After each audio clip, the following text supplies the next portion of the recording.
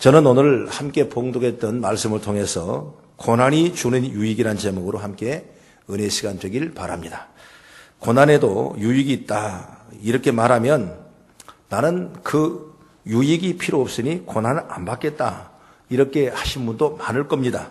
그러나 고난이 없는 사람은 없습니다. 다 있습니다. 어차피 우리에게 올 고난이라면 그 고난을 유익하게 선용하기를 저는 주의 이름으로 축복합니다.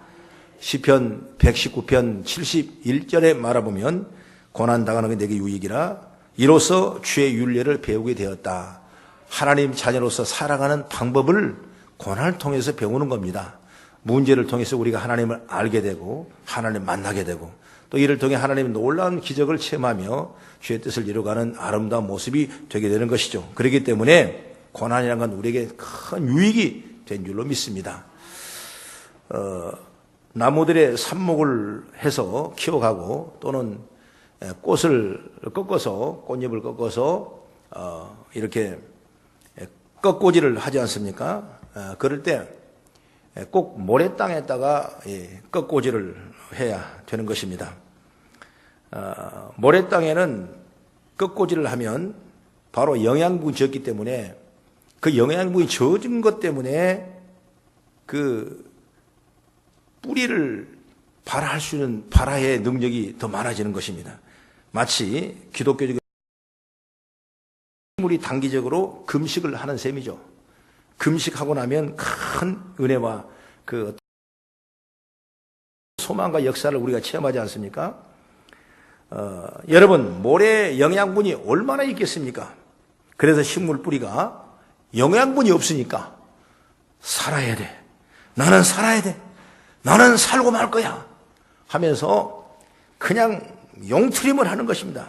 그렇기 때문에 그 힘이 발휘돼서 바로 영양분을 찾아서 밑으로 점점 자라게 하는 그 에너지 때문에 꺾어진 가지에서 뿌리가 생기는 것입니다. 그래서 그 뿌리가 나중에 커가면서 성목을 이루어가는 모습을 우리가 보게 되는 것이죠. 마치 강원도 가면 횡계라는 곳이 있는데 이 횡계에 보면은 뭐가 있냐? 바로 그 황태 덕장이 있다고 그래요. 그러면 그 덕장에는 그냥 황태가 만들어지는 것이 아니라 겨울에 밤이면 10도, 20도까지 내려가고 또 낮에 햇빛이 있고 그래서 얼었다 녹았다 어디까지? 봄날까지. 그렇게 되면은 그런 과정을 다 거치면 아주 색이 아름답고 육질이 좋고 가장 명품인 황태를 만들어낸다. 이런 얘기를 제가 들어본 적이 있습니다. 우리 인생도 그렇습니다. 때로는 모래땅이 있을 수가 있어요.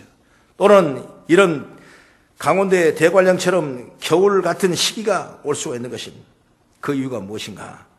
하나님이 우리를 더 좋은 그리스도인으로 더 축복받은 사람으로 만들기 위해서 하나님 우리에게 고난과 연단과 훈련을 하고 있는 줄 확실히 믿기를 주의 이름으로 축복합니다.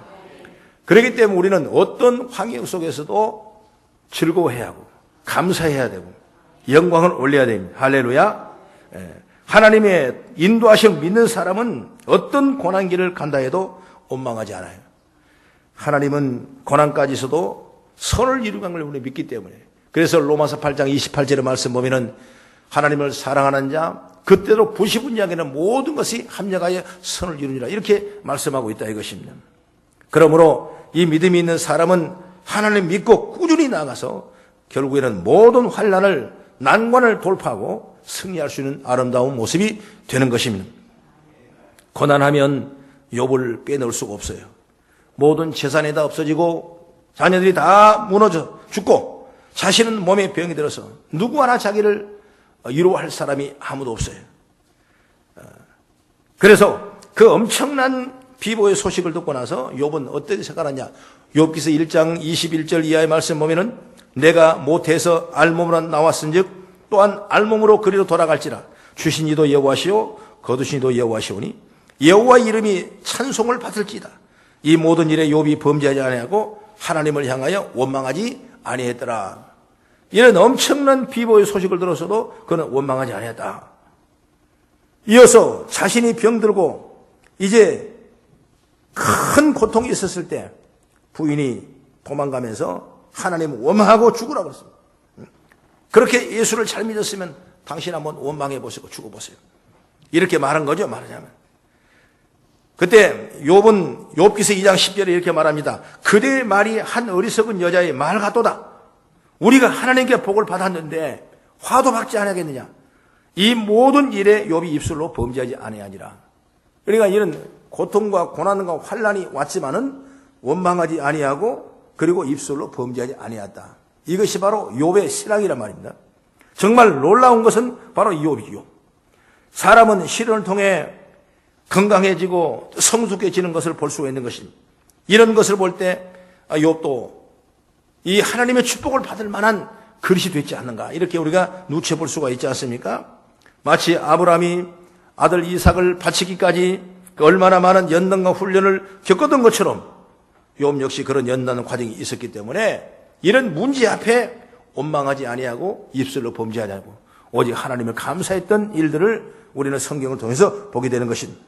그러므로 우리가 받을 축복은 뭐냐? 고난이 유익이다. 할렐루야. 그러면 고난이 왜 유익인가? 바로 우리를 성장과 성숙이 되어가는 것입니다. 우리가 잘 아는 베토벤은 26살에 귓병에 앓기 시작했습니다. 그러니까 30대 될 때는 전혀 들리지도 않는 것입니다. 음악인에게 소리를 들을 수 없다는 것은 생명, 사망의 선고나 똑 마찬가지죠. 많은 사람들이 이제 베토벤의 시대가 끝났다, 없을 것이다. 그리고 본인 스스로도 자신이 처한 상황을 죽음에 비유하곤 했던 것입니다. 그러나 그는 자신의 심장을 울리는 작은 떨림에 집중하기 시작했던 것입니다. 한 막대기 한 끗을 피아노 건반에 올려놓고 다른 쪽은 입술에 물고 그리고 내 입술에 전해지는 피아노 진동을 통해서 그가 곡을 제 9번 교향곡인 합창이라는 곳이 완성됐고 1824년에 최초로 그 곡을 촌해했던 것입니다. 연주가 끝나고 베토벤은 참 아무것도 듣지도 못하는 그런 어려운 환경에 고요한 무대 가운데서 고개를 숙인 채 서 있었던 것입니다. 그때 한 연주자가 다가와서 그 어깨를 돌려서 관객을 바라보게 했던 것입니다. 그때 그 수많은 관객들이 비꿈과 환희의 눈물로 박수를 쳤던 것입니다. 그에게 경의를 표하고 있는 것입니다. 여러분, 고난은 우리의 삶을 단련시키고 영광의 길로 인도하십니다. 그러니 우리는 고난을 당할 때 용기를 가지고 극복하겠다는 자세가 있기를 주의 이름으로. 오늘 본문에 읽었던 말씀은 욥이 엄청난 어려움을 다 겪었습니다. 그러고 나서 후에 기록한 내용이 바로 오늘 본문의 말씀인데, 종들도 도망을 가고 자녀는 다 죽고 자기는 몸에 악창이 들어서 죽을 수밖에 없는 고통이 있고, 부인도 당신이 하나님을 그렇게 잘 섬겼으니까 하나님을 한번 저주하고 죽으라고 그러면서 아주 이 냉소적인 이 어려운 환경이 됐어요. 그런데 그때 욥을 찾아온 사람이 있었는데 그 사람들이 누구냐? 바로 욥의 친구들이었던 것입니다. 친구들이 찾아왔습니다. 친구는 뭡니까? 잠언서 17장 17절의 말씀 보면은 친구는 사랑이 끊어지지 아니하고 형제는 위급한 때를 위하여 낳느니라 하는 말처럼 욥이 고난을 당한다는 말 듣고 친구들 일주일 동안을 말없이 같이 울어줬습니다. 100마디 말보다도 같이 울어주는 것이 위로의 방법이라는 사실을 알게 된 것이죠. 그런데 이걸로 끝났으면 좋겠는데, 그리고 7일 후에는 욥을 비난하고 나섭니다. 엘리바스, 빌닷, 소바르 이런 친구들이 말하는 내용이 뭐냐면, 죄 없이 고난당한 사람이 어디 있느냐? 지금 내 고난에 내가 죄를 지었지. 내 죄를 한번 내놔봐. 죄를 한번 내놓고 회개해봐. 이렇게 변론을 끊임없이 하는 거예요. 마치 아픈 상처에 소금을 치듯이 말입니다. 욥에게 있어서 이런 육신의 아픔도 가족을 잃은 슬픔도 컸지만은 친구들의 비난이 정말 감당이 어려운 환경이었어요. 그때 하나님이 이렇게 말합니다. 욥기서 42장 7, 8절을 우리 같이 그 옆에 있으니까 봉독하겠습니다. 시작. 여호와께서 욥에게 이 말씀을 하신 후에 여호와께서 대만 사람 엘리바스에게 이르되 내가 너와 내 두 친구에게 노하나니 이는 너희가 나를 가리켜 말한 것이 내 종 욥의 말같이 옳지 못함이라. 그런즉 너희는 수소 7과 순양 7을 가지고 내 종 욥에게 가서 너희를 위하여 번제를 드리라. 내 종 욥이 너희를 위하여 기도할 것인즉 내가 그를 기쁘게 받으리니 너희가 우매한 만큼 너희에게 갚지 아니하리라. 이는 너희가 나를 가리켜 말하는 것이 내 종 욥의 말같이 옳지 못함이라. 이 말이 어떤 얘기냐면 욥이 너를 용서해야 내가 용서하겠다, 그런 얘기인데, 욥은 불평을 않고 감사한데 너희가 친구들을 왜 해서 그러냐? 왜 죄를 묻느냐? 왜 죄 탓을 하느냐? 가서 너희가 욥에게 용서를 빌어라. 어떻게 빌느냐? 수소 7과 수양 7을 가지고 번제를 드리라.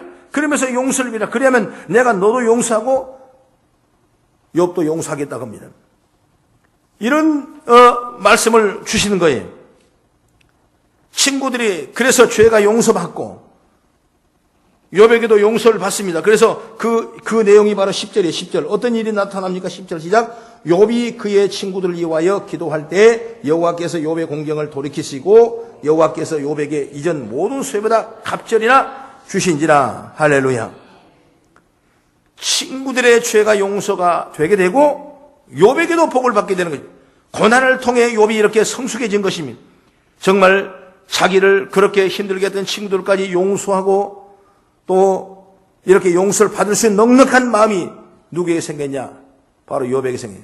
뭐 때문에? 고난이라는 것 때문에. 오늘 우리가 고난을 당하면, 어려운 연단을 받으면 우리가 성장하는 거예요. 고난의 유익은 내가 자신이 성장하는 겁니다. 성숙해지고 아름다운 인격이 형성되는 것입니다. 마치 베토벤이 듣는 것이 음악의 전부라 생각했지만 고난을 통해 음악은 온몸을 통해 듣는 것이 성숙 이루는 것처럼 때로는 우리가 애매한 고난, 알지 못하는 고난을 당하고 있지만 이 고난에 연다는 훈련이 날 인격적으로 성숙하게 만들고 하나님 앞에 더 붙잡히게 되고 하나님과 가까이 갈 수 있는 그런 놀라운 축복의 통로가 된 줄 우리는 확신합니다. 저도 고난을 통해 성장하고 여러분도 고난을 통해 성장합니다. 이번 사순절 기간을 우리가 고난을 받아들이시기 바랍니다. 그 고난이 뭐냐? 바로 십자가의 고난이에요. 예수님은 우리를 죽기까지 살점을 띠시고 피를 다 쏟으시기까지 죽으시며 우리의 죄지고 우리를 영원한 하나님의 사랑을 받도록 예수님이 고난을 당하셨어요. 그래서 그 고난에 감사해서 그 십자가의 능력을, 십자가를 바라보는 우리가 좀 더 정숙하고 자숙하며 회개하고 믿음으로 승리해 나가는 아름다운 시간이 사순절 기도 기간인 것입니다. 여러분, 이때를 우리가 기도하면서 우리의 신앙이 성숙되기를 주의 이름으로 축복합니다. 여러분, 작정하며 여러분 새벽을 깨어 기도하십시오. 이런 아픔과 이런 고통의 시간들이, 이런 헌신과 내드리는 그 시간들이 하나님 보시기에 우리를 성숙하게 하고 큰 능력의 축복의 통로가 열어지게 될 줄로 저는 확신합니다. 아까 우리 준비 찬송할 때 만왕의 왕 내 주께서 왜 고초를 당했나? 이 벌레 같은 날 위에 그 보혈을 흘렸네. 주 십자가 못 박힘은 속죄함이 아닌가? 그 긍휼함과 큰 은혜 말할 수 없도다. 십자가 내가 처음 봤을 때 나의 마음 고통 사라져. 오늘 믿고서 내 눈 밝았네. 참 내 기쁨 영원하도다. 여러분, 이런 찬송이 울려 퍼지고 하나님의 예수님을 향하는 고난이 나를 향한 고난이었고 그 고난을 통해서 내가 유익한 하나님의 축복받은 하나님의 자녀라는 사실을 확신하고 나가기를 주의 이름으로 축원합니다. 그 다음에 두 번째로 고난을 통해 주님의 마음을 깨닫는 것입니다. 욥도 아마 교만한 것이 있었어요. 내가 이렇게 축복받았는데 내가 썩 괜찮은 줄 알았습니다. 하나님 인정했으니까 내가 잘난 줄 알았습니다. 그런데 욥은 이 고난을 통해서 깨닫는 겁니다. 자신이 이만큼 산 것도 주님의 은혜고 주님의 축복하심이었다는 사실을 깨닫는 겁니다. 여러분, 고난이 없으면 이런 걸 우리가 깨달을 수 없어요. 날마다 좋고 날마다 올라가면 이런 걸 사람이 잊어버릴 때가 많아요. 그러나 부딪힘이 있고 어려움이 있고 낙심이 있고 이런 진퇴양난의 엄청난 고난 속에 있었을 때 하나님은 그때 기적을 주시는 거예요. 그래서 하나님의 은혜를 깨닫게 되는 것이죠. 그렇기 때문에 고난 같지만은 하나님의 마음을 깨닫게 되고 주의 어떻게 일하신가를 우리가 묵상할 수 있게 되고 우리가 바라볼 수 있는 큰 믿음이 되는 것이죠. 우리 성도를 비유할 때 하나님은 예굽에 있는 유대 백성들을 죄악의 땅이라고 그랬어요. 우리가 예수 믿기 전에 죄 짓고 살았지 않습니까? 죄라는 것은 예수를 믿지 않는 것이 바로 죄입니다. 예수님을 떠난 그 자가 바로 죄인 것이고 그 죄 중에 살다가 예수 믿고 구원받아가지고 하나님의 자녀가 돼서 이제 영원한 본향을 향해 나가는 우리의 믿음의 삶이 어찌 보면은 광야 같은 세상이에요.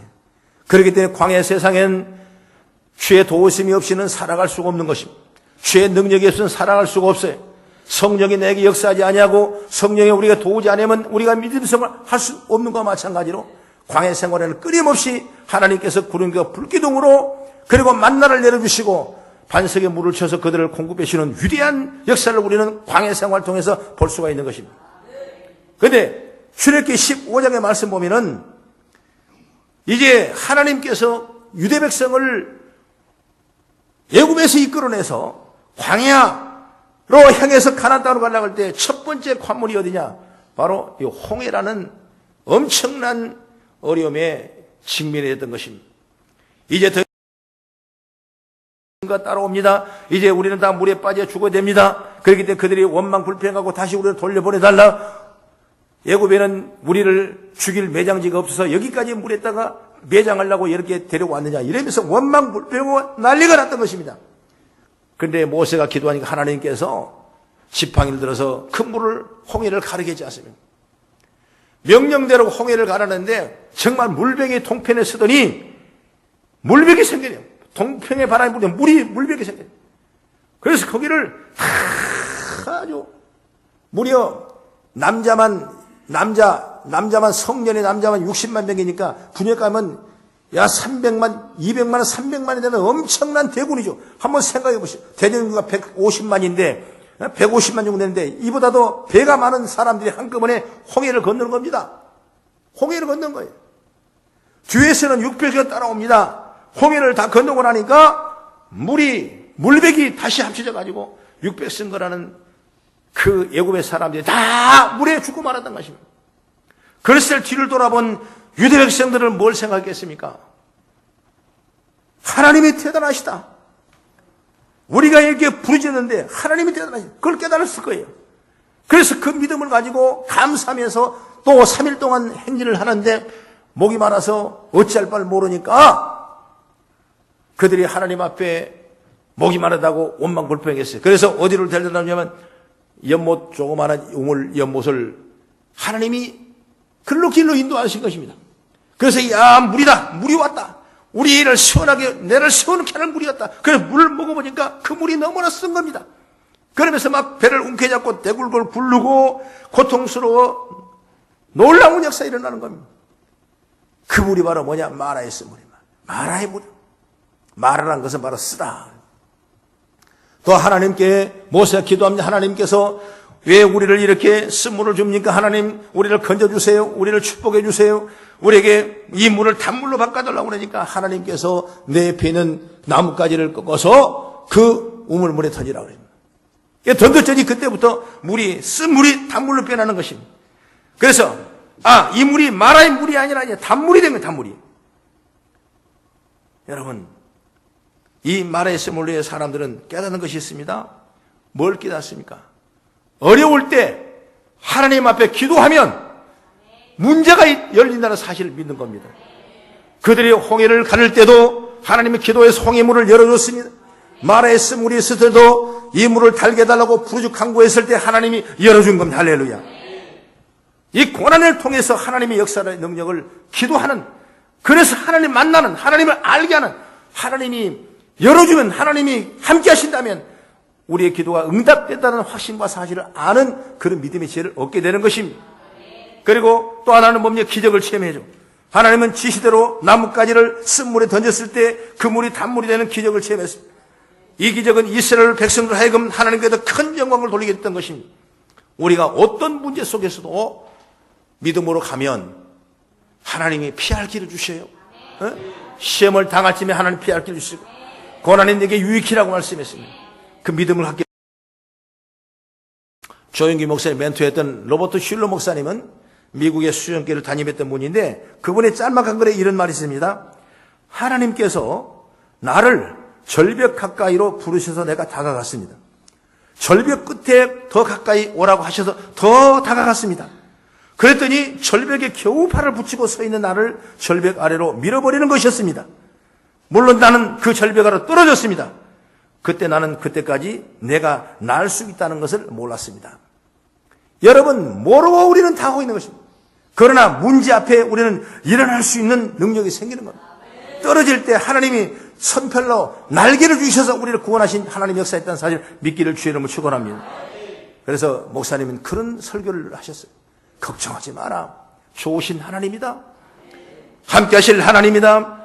문제 앞에 하나님이 함께 계신다. 십자가만 바라봐라. 염려하지 말라. 불평하지 말라. 하나님을 감사하라.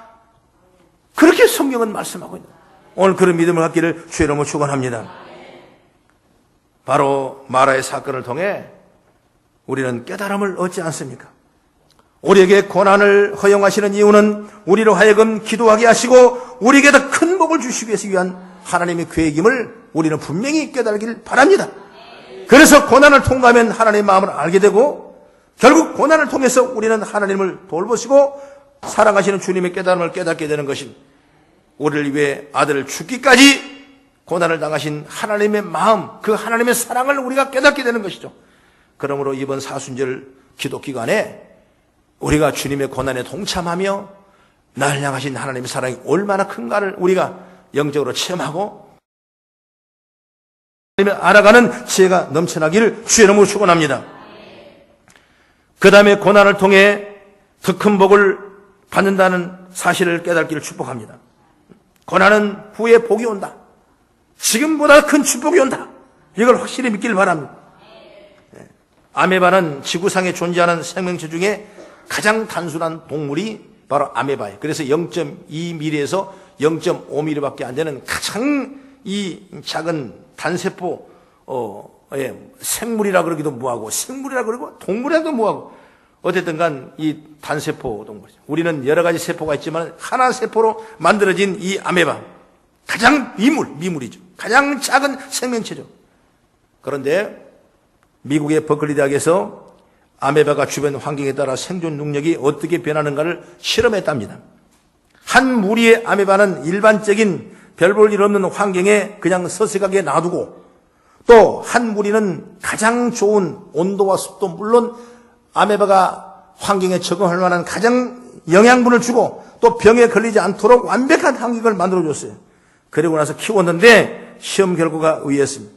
최적의 환경에 서식한 아메바는 장애와 고난 속에 방치한 아메바보다 훨씬 더 생명력이 떨어졌다는 거죠. 그러니까 이 일반적인 환경에 놔두던 아메바가 훨씬 더 생명력이 강했다는 거죠. 그러니까 이 말은 뭐냐면 우리도 신앙생활도 기도 좀 해야 되고 기도 제목이 좀 있어야 되고 또 여러분 연단이 있어야 되고 여러분 훈련을 받아야 되고 때로는 내가 생각하지 못한 이 고난이 우리에게 있었을 때 이것이 우리에게 유익이 되는 줄 믿으시기 바랍니다. 그랬을 때 이 고난을 이기면 우리에게 더 큰 축복이 온다는 사실을 우리는 깨닫게 되는 것이죠. 그러므로 믿음의 시련을 극복해야 하나님의 영광이 들어간 저와 여러분 되기를 주의 이름으로 축원합니다. 그래서 베드로전서 4장 12절 13절의 말씀 보면은 이런 말씀이 있어요. 사랑하는 자들아 너희를 연단하려고 오는 불시험을 이상한 일을 당하는 것 같이 이상히 여기지 말고 오히려 너희가 그리스도의 고난에 참여하는 것으로 즐거워하라. 이는 그의 영광을 나타낼 때 너희를 즐거워하고 함께 기뻐하리로다. 이렇게 우리가 고난이 있었기 때문에 이렇게 성장하는 거예요. 아픔이 있어야 성숙하는 겁니다. 여러분 교회가 18년을 지났습니다. 이제 우리가 그동안 여러분 좋은 일만 어디 있었겠습니까? 때로는 아픔과 고통과 환난과 역경 속에서도 좌절하지 아니하고 포기하지 아니하고 감사와 믿음으로 하나님 앞에 영광을 올렸더니 하나님께서 이렇게 큰 축복된 은혜를 하나님 주시지 않습니까? 여러분 다니엘도 사자굴에 고난이 있었지만은 그 고난을 두려우지 않았기 때문에 애굽의 바벨론의 큰 총리 대신이 되는 위대한 역사를 이런 걸 볼 수가 있는 것입니다. 요셉도 13년 동안 노예 생활, 감옥 생활을 했습니다. 그러나 그 감옥 생활에 그 고통을 다 지나고 나서 요셉은 바로 애굽의 총리로 귀하게 쓰임받는 역사가 일어나는 걸 보게 되는 것입니다. 모세도 마찬가지입니다. 그가 광야를 떠나간 지가 나이 40에 무려 80세까지 40년간 광야에서 아무 일도 하지 못하고 양을 치는 모세였을 때, 그때 주님이 모세를 불러서 이스라엘 민족의 지도자 삼은 역사를 우리는 볼 수 있는 것입니다. 이처럼 복받는 길에는 반드시 고난이 있는 것입니다. 우리가 신앙생활하다가, 사업하다가, 직장생활하다가, 때로는 우리 환경 속에서 물질의 어려움과 건강의 어려움과 인간관계의 어려움을 겪습니다. 여러분, 그렇다고 여러분 실망하겠습니까? 실망해서는 안 되고, 그 문제를 내가 내 축복으로 바꿔야 돼. 축복으로 바꿔야 돼. 이 고난을 이기면, 이때가 지나면 나에게 축복이 올 것이다. 이런 확신과 믿음을 가지고 담대한 은혜를 잊기를 축복합니다. 바로 이 모든 것이 나를 복받는 길로 이끌으신 통로임을 믿으십시오. 물질이 어려움을 당해보면 나중에 남을 도울 수 있는 축복의 사람이 될 수가 있는 것입니다. 내가 건강의 아픔을 겪어봤으면 다음에 남을 위해서 기도해주고 위로해줄 수 있는 그런 사람이 되는 것입니다. 내가 실패를 당했다면 실패한 사람을 나중에 내가 성공해서 위로할 만한 그런 복된 자리에 우리가 서게 되는 것이죠. 그렇기 때문에 우리 낙심하십시오. 나를 더 큰 축복을 주시려고, 나를 더 주의 영광을 돌리시게 하시려고, 나를 통해 하나님의 영광을 이루시게 하시려고 오늘 고통과 고난을 우리에게 줬지만은 오늘 그건 곧 지나갈 줄로 믿습니다.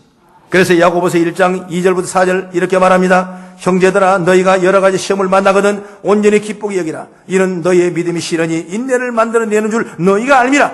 인내를 온전히 이루라. 이는 너희를 온전히 구비하여 조금도 부족함이 없게 하려 함이라 말씀했고, 12절의 말씀 보면은 시험을 참는 자는 복이 있나니 이것을 옳다 인정함을 받은 후에 주께서 자기를 사랑하는 자들에게 약속하신 생명의 면류관을 주리라고 말씀했습니다. 여러분, 시험 없이 축복받을 수가 없는 겁니다.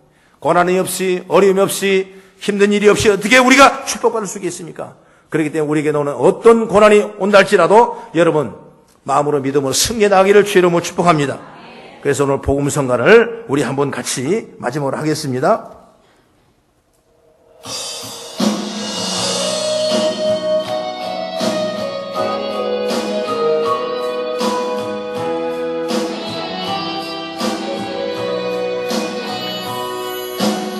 네.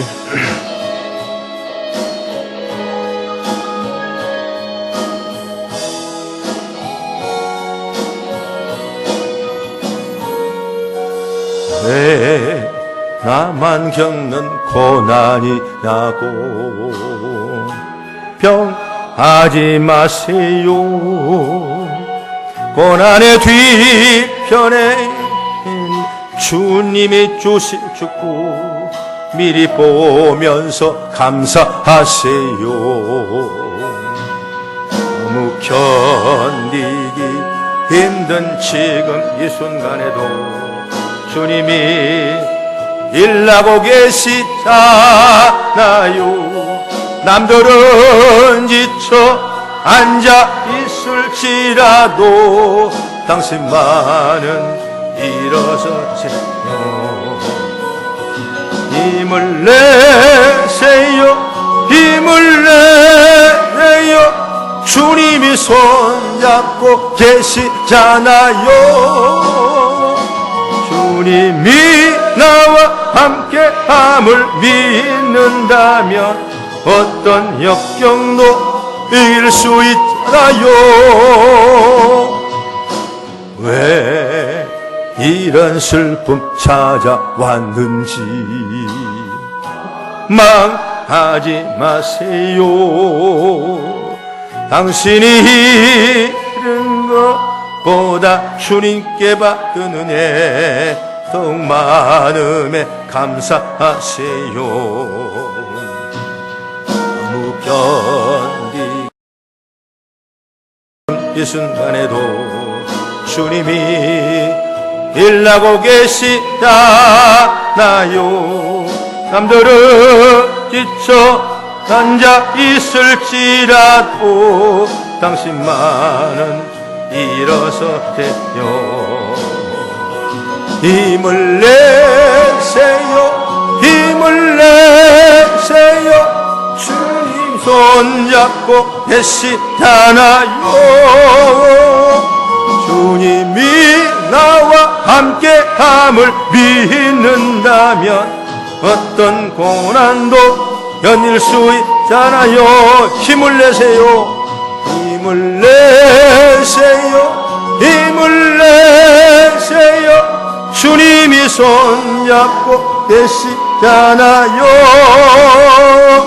주님이 나와 함께함을 믿는다면 어떤 고난도 견딜 수 있잖아요. 우리 옆에 분에게 힘을 내세요. 힘을 내세요. 힘을 내세요. 주님이 손잡. 옆 사람에게 축복하시길 바랍니다.